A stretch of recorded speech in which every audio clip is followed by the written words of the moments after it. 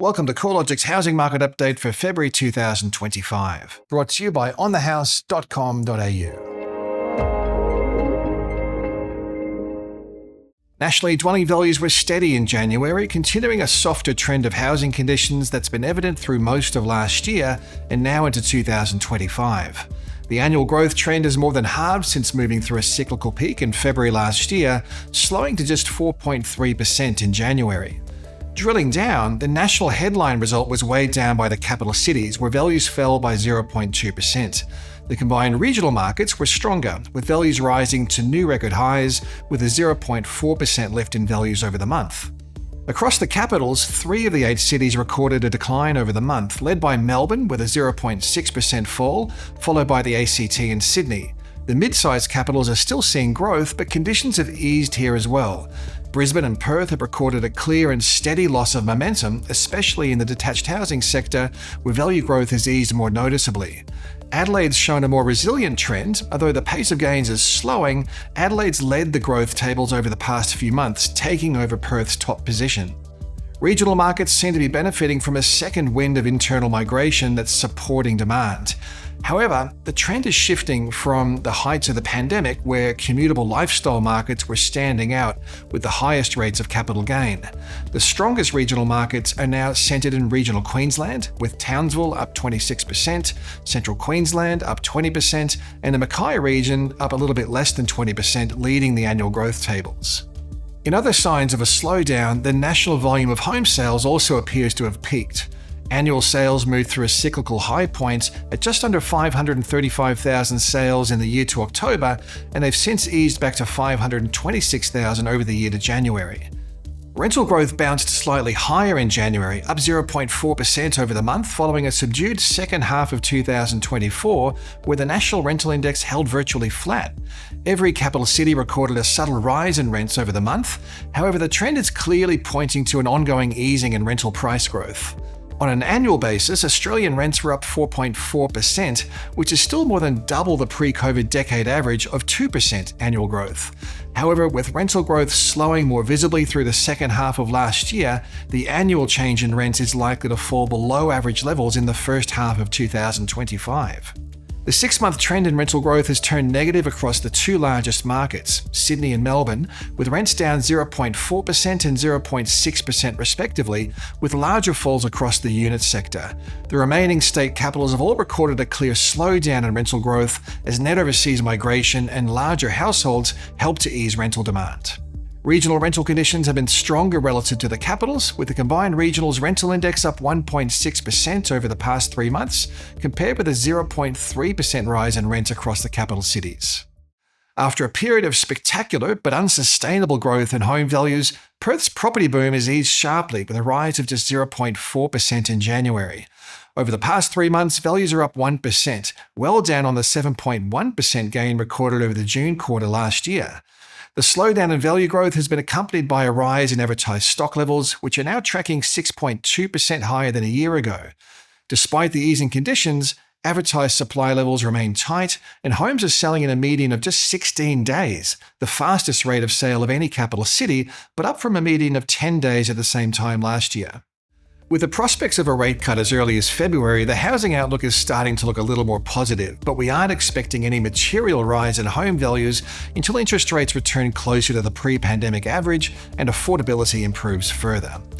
The commencement of the interest rate easing cycle will be welcome news for borrowers and prospective buyers alike. Following a lower than expected core inflation outcome for the December quarter, there's still a good chance we'll see the first rate cut in February.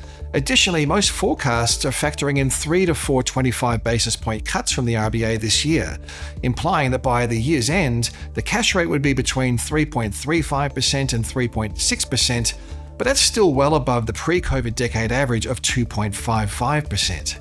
Nonetheless, lower mortgage rates should act as a net positive for housing demand, increasing borrowing capacity and providing some repayment relief for borrowers. Along with lower cost of living pressures, a lift in sentiment and income growth, housing demand should see some support. Low levels of newly built housing supply should also deliver some support to housing values. The good news for housing supply is that dwelling approvals are once again trending higher, although this is mostly for houses and is more evident in Western Australia and South Australia, and to a lesser extent in Queensland and Victoria. However, high labour and material costs, as well as ongoing competition for key inputs with the public infrastructure sector, are likely to keep the flow of new housing supply at insufficient levels for some time yet. Some regions have seen a substantial affordability improvement since peaking back in 2022. Hobart's recorded the most significant correction, with dwelling values down 12.5% since moving through record highs in March 22. In dollar terms, this means the median value is now approximately $94,000 lower. The ACT has recorded the second largest decline amongst the capitals, down 7.1%, or roughly $65,000 down from peak levels. Melbourne values are 6.9% below peak levels, the equivalent to a drop of around $58,000 in the median value. Other markets are likely to struggle with affordability pressures even as interest rates drop. Over the past year, home values in Perth have surged by 17.1%, or $118,000, resulting in a 78.2% increase over the past 5 years. Adelaide has seen values rise by 12.7% in the last 12 months and 73.7% over 5 years. Brisbane's up 10.4% over the past year and a 70% rise in 5 years.